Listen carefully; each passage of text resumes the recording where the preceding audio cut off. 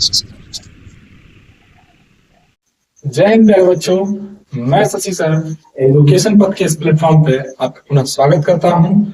आज हम जो डिस्कस करने वाले हैं वो है इकोनॉमिक्स लेसन 5 से रिलेटेड 2011-24 तक के वेरी वेरी इंपॉर्टेंट ऑब्जेक्टिव्स। इन ऑब्जेक्टिव की सीरीज में आज हम 5 लेसन के ऑब्जेक्टिव का डिस्कशन करेंगे। चलिए बिना समय गवाए तेजी से हम अपने ऑब्जेक्टिव की ओर चलते हैं। इसमें हमारा पहला प्रश्न है कि भारत में सेवा क्षेत्र, भारत में क्या है, सेवा क्षेत्र को सामान्यतः कितने भागों में बांटा गया है या बांटा जा सकता है? बांटा जा सकता है।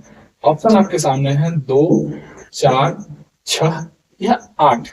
ठीक है, तो आपके सामने दिया हुआ है। तो सेवा क्षेत्र को कितने भागों में बांटा जा सकता है? तो सेवा क्षेत्र को जो बांटा जा सकता है वो 2, एक सरकारी और दूसरा गैर सरकारी। ठीक है, ऊर्जा के प्रमुख स्रोत क्या है? यानी ऊर्जा जो हम प्राप्त करते हैं उसका प्रमुख स्रोत क्या है? क्या कोयला है, पेट्रोलियम है, विद्युत है या इनमें से सभी है? तो आपको याद है तो आप इसका आंसर मेंशन करें तो क्या हो सकता है? तो इसका आंसर है इनमें से सभी। इनमें से सभी। नरेगा के अंतर्गत ग्रामीण मजदूरों को साल में कम से कम कितने दिन के लिए रोजगार देने की व्यवस्था है? तो नरेगा जो है आगे चल के जो कि मनरेगा होगी, तो अभी हम नरेगा पढ़ते हैं, आगे के अध्याय में जब मनरेगा आएगा तो उसे हम पढ़ लेंगे। तो नरेगा जो है उसमें जो रोजगार दिया जाता है वो एक गारंटी के तौर पे है कि आप अगर अपना नाम रजिस्टर करवाते हैं तो आपको कम से कम 100 दिन तो पक्का है, पक्का था, पहले था कि 100 दिन का निश्चित रोजगार आपको दिया ही जाना है नाम रजिस्टर्ड होने के पश्चात। ठीक है, तो ये आंसर हो जाएगा आपका, क्या हो जाएगा? 100 दिन। ठीक है, अंतरराष्ट्रीय श्रमिक संगठन यानी ILO, इंटरनेशनल लेबर ऑर्गेनाइजेशन, जो अंतरराष्ट्रीय स्तर पर लोगों के लिए, जो लेबर वर्ग के लोग हैं उनके लिए कहीं के जस्टिस, उनको न्याय दिलाने के लिए कार्य करती है। जैसे उनके लिए कारखानों में एक अच्छा माहौल हर देश में बनाया जाए, इसके लिए ये कार्य करती है। तो काम का समय सुनिश्चित करना, मेडिकल फैसिलिटी उपलब्ध करना, ये सब बेसिक जो नीड है, इनके लिए ये संस्था सरकारों पे, देशों पर दबाव बनाती है। तो ये संस्था है, तो इस संगठन की स्थापना किस वर्ष हुई? 1917, 1919, 1921 या 1923? ठीक है, तो इसका ऑप्शन का आंसर हो जाएगा 1919। इंटरनेशनल लेबर ऑर्गेनाइजेशन की स्थापना हुई थी 1919 में। मानव पूंजी का प्रमुख घटक क्या है? यानी अगर हम देखें कि कौन सी चीजें हैं जो मानव को पूंजी के तौर पे बना देती है, उनका ज्ञान, उनका कौशल, उनका अनुभव या इनमें से सभी? इनमें से सभी ही इसका उत्तर होगा कि ये तीनों चीज क्या है मनुष्य को कैपिटल के तौर पे बिल्ड करने, बनाने, पूंजी के तौर पे। मानव का पूंजी क्या है? हमारे लिए हमारी पूंजी क्या है? तो हमारी पूंजी हमारा ज्ञान है, कौशल है, अनुभव है। जवाहर रोजगार योजना, जवाहर रोजगार योजना कब शुरू हुई थी? 1988, 1989, 1990 या 1991? ठीक है, तो इसका राइट आंसर है 1989। इनमें कौन आर्थिक विकास क्षेत्रों से संबंधित नहीं है? क्या है प्रश्न? आर्थिक विकास क्षेत्रों से संबंधित नहीं है, यानी इनमें से बाकी का संबंध आर्थिक विकास से है, एक का संबंध आर्थिक विकास से नहीं है। क्या है वो? कृषि क्षेत्र है, उद्योग क्षेत्र है, सेवा क्षेत्र है या सहकारी क्षेत्र, जिसका संबंध नहीं है, जिसका संबंध आर्थिक विकास से नहीं है। तो आर्थिक विकास से ये नहीं है, बाकी 3 जो सेक्टर है उनका संबंध हमारे इकोनॉमिकल ग्रोथ से है, यानी आर्थिक विकास से। कौन सी सेवा गैर सरकारी है?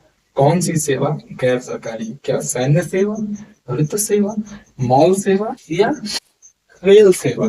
तो इसका आंसर तो आप जल्दी समझ सकते हैं कि मॉल की सेवा देश कहिए कि मतलब एक तरह से सेवा जो है गैर सरकारी। बाकी तीन चीजें जो है वृत्त सेवा हो, सैन्य सेवा हो या रेल सेवा हो, ये सरकार द्वारा उपलब्ध कराई गई सेवाएं हैं। आर्थिक विकास संबंधित है, आर्थिक विकास संबंधित है किस चीज से? परिमाणात्मक परिवर्तन से, यानी जिसका कुछ न कुछ परिणाम निकले ऐसे परिवर्तन से, गुणात्मक परिवर्तन से यानी गुण रूपी परिवर्तन से, ए बी दोनों होगा या इनमें से कोई नहीं होगा।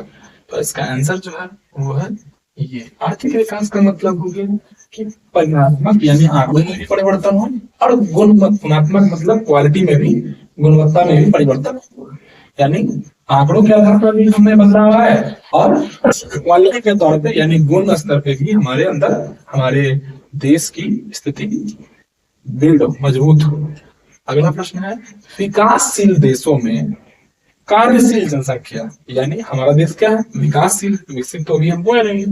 तो विकासशील देश में कार्यशील जनसंख्या, कौन सी जनसंख्या? कार्यशील जनसंख्या अधिकांशतः संलग्न है। किस क्षेत्र में संलग्न है? कृषि क्षेत्र में, औद्योगिक क्षेत्र में, सेवा क्षेत्र में या इनमें से सभी।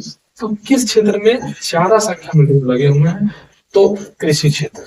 ठीक है, अभी भी नरेगा की ही बात हो रही है कि नरेगा कार्यक्रम जो है कि नरेगा कार्यक्रम के नाम के साथ किस व्यक्ति का नाम जोड़ा गया है? किसका नाम जोड़ा गया है नरेगा के आगे जी? क्या मनमोहन सिंह जी का नाम जोड़ा गया है, मोरारजी देसाई जी का, मुरली मनोहर जोशी का या महात्मा गांधी जी का?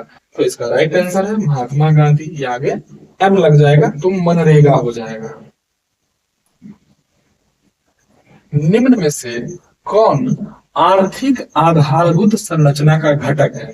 यानी आर्थिक आधारभूत संरचना मतलब हो गया कि आर्थिक रूप से मजबूती का एक सूचक है। वो वृत्त है, शिक्षा है, स्वास्थ्य है या नागरिक सेवा है। तो आर्थिक की बात आई है तो उसका संबंध शिक्षा, स्वास्थ्य और नागरिक सेवा से नहीं, वित्तीय सेवा से हो सकता है।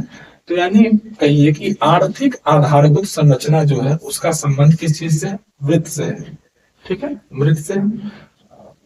मानवीय पूंजी निर्माण, यानी मानवीय यानी मानव को पूंजी के निर्माण निर्मित करने, या ऐसे से मानिए कि हम लोग एक मानव है, हमें हम लोगों को पूंजी के तौर पे जब निर्मित करने की बात आएगी तो उसके लिए कौन सा घटक, कौन सी चीजें ज्यादा जरूरतमंद है? क्या स्वास्थ्य सेवाएं, आवास सेवाएं, शिक्षा, प्रशिक्षण, इनमें से सभी। तो कौन सी ऐसी चीजें हैं जो हमें मानव पूंजी के तौर पर परिणित कर देती है? तो ये सभी। निम्न में से कौन पिछड़ा राज्य है? पंजाब, हरियाणा, महाराष्ट्र। ढूंढ लीजिए कि बिहार हम कहाँ पे हैं। पिछड़े की बात आती है तो जब चीटिंग करके हम पढ़ेंगे और क्वालिटी एजुकेशन हमारे पास ना होगा, हम कौशल प्रशिक्षण नहीं लेंगे, तो हम ऐसे ही हर जगह पिछड़ेपन के नाम पे ढूंढे जाएंगे। आर्थिक क्रियाओं का क्या उद्देश्य है? आर्थिक क्रिया का क्या अर्थ है? आर्थिक क्रिया का क्या अर्थ है? क्या मनोरंजन, समाज सेवा है, परोपकार है या जीविकोपार्जन है? तो जीविकोपार्जन मतलब होता है जीवन को जीने के लिए किया गया उपार्जन। तो हमारी जितनी भी आर्थिक क्रियाएं हैं, जो हम अर्थ कमाने के लिए यानी पैसा कमाने के लिए जो भी हम क्रिया कर रहे हैं, तो उसका मुख्य उद्देश्य क्या है? जीवन को जीना, जीवन को जीना, सम्मानजनक तरीके से जीवन को जीना। अगला जो प्रश्न है उसमें है कि भारत के सकल घरेलू उत्पादन में किस क्षेत्र का योगदान सबसे ज्यादा है? सकल घरेलू उत्पादन में किस क्षेत्र का उत्पादन सबसे ज्यादा है? कृषि क्षेत्र, औद्योगिक क्षेत्र, सेवा क्षेत्र या इनमें से कोई नहीं? तो हमारा जो सकल घरेलू उत्पादन है देश का, उसमें सबसे ज्यादा योगदान किसका है? तो भारत की जब बात हो रही है तो पहले था कृषि का। आज के संदर्भ में अगर देखा जाए तो वो सेवा क्षेत्र सबसे ज्यादा हो गया। सेवा क्षेत्र से सरकार को यानी सरकारों को सबसे ज्यादा लाभ हो रहा है। ठीक है, छिपी हुई बेरोजगारी पाई जाती है, छिपी बेरोजगारी पाई जाती है सेवा क्षेत्र में, कृषि क्षेत्र में, औद्योगिक क्षेत्र में या इनमें से कोई नहीं।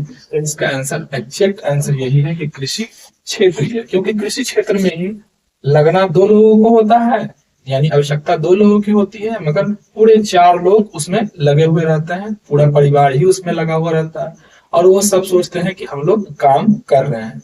बल्कि ऐसा है कि 2 ही लोग उस काम को पूरा कर सकते थे, मगर पूरा परिवार जब इंक्लूड रहता है और सब समझता है कि मैं कार्य में संलग्न हूँ, कुछ न कुछ कर रहा हूँ, नीड 2 की लगे हुए 4 है, तो बाकी 2 लोग मतलब बेफिजूल में उनको लग रहा है कि वो बेरोजगार मतलब कार्य में लगे हुए हैं। ऐसा बिल्कुल नहीं है। तो ये छिपा हुई स्थिति है, इसीलिए इसको छिपी हुई बेरोजगारी कहते हैं और ये कृषि क्षेत्र में ज्यादा देखने को मिलती है।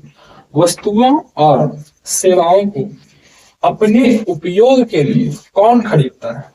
वस्तुओं और सेवाओं को अपने उपयोग के लिए कौन खरीदता है? यानी खरीदने वाले को क्या कहते हैं? सेवा प्रदाता बोलते हैं, उत्पादक बोलते हैं, उपभोक्ता बोलते हैं या दुकानदार बोलते हैं। ठीक है, तो क्या बोलते हैं? तो उपभोक्ता। हम लोग उपभोग कर रहे हैं, कंज्यूम कर रहे हैं, तो हम ही लोग कंज्यूमर करने का है। कंज्यूम करना मतलब होता है उपयोग करना, और योग उपयोग करने वाले को कंज्यूमर बोलते हैं यानी उपभोक्ता बोलते हैं, उपभोग करने वाले को उपभोक्ता। वी ऑल आर उपभोक्ता या कहिए कंज्यूमर। निम्न में से कौन गैर आर्थिक आधारभूत संरचना का अंग है? यानी कहिए कि गैर आर्थिक, सबसे पहला है वर्ड गैर आर्थिक आधारभूत संरचना का अंग है, जिसका आर्थिक से संबंध नहीं हो। आर्थिक से संबंध नहीं है, तो आर्थिक से संबंध नहीं है किसका? जैसे संचार है, तो उससे वो कमाई का जरिया है, यातायात मुख्य जरिया है, ऊर्जा भी प्रमुख जरिया। शिक्षा आर्थिक संरचना करती है, बौद्धिक, शैक्षणिक, ज्ञान वर्धन, इन सब चीज का जरिया है। तो गैर आर्थिक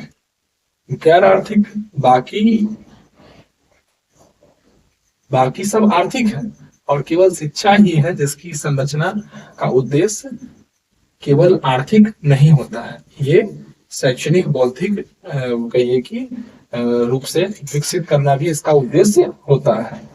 मनरेगा कार्यक्रम की शुरुआत किस राज्य से हुई थी? यानी मनरेगा का आरंभ जो है वह किस राज्य से हुआ था? क्या ये राजस्थान से, उत्तर प्रदेश से या बिहार से या आंध्र प्रदेश से? तो इसका आंसर है आंध्र प्रदेश। निम्न में से कौन सी बेरोजगारी कृषि क्षेत्र में पाई जाती है? छिपी बेरोजगारी, मौसमी बेरोजगारी, संरचनात्मक बेरोजगारी, ए और बी। तो यहाँ पर सारे ऑप्शन आपके पास उपलब्ध हैं, आप इसको पहचाने कि छिपी हुई बेरोजगारी तो अभी हमने जस्ट पढ़ा। मौसमी बेरोजगारी का मतलब हो गया कि जब मौसम बारिश का आ गया तो पूरे क्षेत्र बारिश में डूब गया, यानी वर्षा से जब डूब गया तो उस समय लोग बेरोजगार हो जाते हैं, तो उसे मौसमी बेरोजगारी कहते हैं। और छिपी हुई बेरोजगारी में 2 की जगह 4 लोग लगे हुए रहते हैं और उन चारों को लगते रहता है कि हम रोजगार में लगे हुए हैं, मगर ऐसा नहीं है। 2 लोगों का काम है तो 2 ही लोगों को रोजगार माना जाएगा, बाकी तो एक्स्ट्रा है, वही छिपे हुए हैं। इसीलिए दोनों चीजें वो हैं जो बेरोजगारी कृषि क्षेत्र में पाई जाती है। तो ये 2 ऐसे बेरोजगारी है जो कृषि क्षेत्र से संबंधित। प्रत्यक्ष विदेशी निवेश, डायरेक्ट फॉरेन इन्वेस्टमेंट को ही प्रत्यक्ष यानी सीधे तौर पे विदेश का पैसा लगा हुआ आना। तो सर्वाधिक लाभ किस क्षेत्र को मिलता है? यानी सबसे ज्यादा डायरेक्ट इन्वेस्टमेंट यानी विदेश से जो निवेश है वो हमारे यहाँ किस क्षेत्र में आता है? तो किस क्षेत्र में आता है? विनिर्माण। विनिर्माण मतलब चीजों से वस्तुओं का निर्माण करना। जैसे एग्जांपल में लीजिए कि आप अगर मान के चलिए कि जैसे टमाटर है, तो टमाटर से आप सॉस बना रहे हैं, तो ये क्या हो गया? विनिर्माण हो गया। ठीक है, आटे गेहूं है तो गेहूं से आप बिस्किट बना रहे हैं, तो ये क्या हो गया? विनिर्माण हो गया। तो कहिए कि विनिर्माण वस्तु से वस्तु का निर्माण का जो सेक्टर है उसमें प्रत्यक्ष विदेशी निवेश सबसे ज्यादा आता है। कहा जा रहा है निम्न में से इसके द्वारा पूंजी निर्माण होता है, यानी पूंजी का निर्माण किसके द्वारा? उपभोग के द्वारा, विनिमय के द्वारा, बचत के द्वारा या विनियोग के द्वारा। तो आपके सामने 4 ऑप्शन दिए हुए हैं। ऐसे तो पूंजी निर्माण के लिए हमारा सबसे बेस्ट जो ऑप्शन है वो है बचत। जितना हम ज्यादा बचत करेंगे उतना ज्यादा पूंजी निर्माण हमारे पास होगा ही होगा। देश की सीमा के अंदर एक वर्ष में उत्पादित सभी अंतिम वस्तुओं और सेवाओं का मौद्रिक मूल्य क्या कहलाता है? Very very important question. फिर से समझिएगा कि देश के अंदर यानी देश की सीमा में, अभी हम बाहर देशों से होने वाली कमाई को इंक्लूड नहीं करेंगे, बाहर देशों से होने वाली इनकम को इंक्लूड नहीं करेंगे। अभी कह रहा है देश की सीमा के अंदर, यानी मेरे पूरे देश के ही अंदर एक वर्ष में उत्पादित सभी अंतिम वस्तुओं और सेवाओं का मौद्रिक मूल्य क्या कहलाता है? सकल राष्ट्रीय उत्पाद, सकल घरेलू उत्पाद, शुद्ध घरेलू उत्पाद, शुद्ध राष्ट्रीय उत्पाद। तो ये कहलाता है सकल घरेलू उत्पाद। सीमा के अंदर अगर हो तो सकल घरेलू उत्पाद, ठीक है। वैश्वीकरण यानी ग्लोबलाइजेशन, पूरा विश्व एक क्या है? बाजार है। पूरा विश्व क्या है? एक बाजार है। हम दूसरे देश से, दूसरा देश हमसे, सभी देश एक दूसरे से जब लेन देन व्यापारिक लेन देन करते हैं तो उसे वैश्वीकरण करते हैं। तो वैश्वीकरण की नीति जो है, यानी पूरे विश्व को एक बाजार बना करके सब एक दूसरे से लेन देन करें, तो ये वैश्वीकरण की नीति होगी। से किस क्षेत्र को सबसे कम लाभ हुआ है? तो सबसे कम लाभ किसको हुआ है वैश्वीकरण से? तो वो है क्या? कृषि है, सेवा क्षेत्र है, या विनिर्माण है, या इनमें से कोई नहीं। तो जैसे सेवा क्षेत्र को तो लाभ मिला है, विनिर्माण को भी लाभ मिला है क्योंकि उससे मशीनरीज आई हैं। तो नुकसान किसे हुआ है? तो कृषि क्षेत्र को हुआ है, क्योंकि कृषि क्षेत्र की चीजें जैसे दूसरे देश है, जैसे हमें भारत की स्तर पर हमें नुकसान हुआ है क्योंकि हमारे यहाँ की जो अनाज है वो मजदूरों द्वारा, किसानों द्वारा उगाई जाती है। विदेश में क्या होता है? मशीनों द्वारा उगाई जाती है। तो मशीनों द्वारा उगाए जाने पर, मशीनों की मदद द्वारा किए जाने पर उनकी चीजें सस्ती हो जाती है और हमारी चीजें महंगी हो जाती है। तो इस क्षेत्र को नुकसान हुआ है। अगला प्रश्न है कि सकल घरेलू उत्पाद, gross domestic production, gross domestic product में सबसे कम योगदान किस क्षेत्र का है? जीडीपी में कहिए कि किसका सबसे ज्यादा कमाई का हिस्सा आता है, किस क्षेत्र से? प्राथमिक क्षेत्र, द्वितीय, तृतीय, या इनमें से कोई नहीं। तो इसका आंसर जो होगा वो है प्राथमिक क्षेत्र। ये स्थिति धीरे धीरे कम होती जा रही है, यानी कृषि पर हमारे देश में जो लोगों की डिपेंडेंसी है वो धीरे धीरे कम होती जा रही है।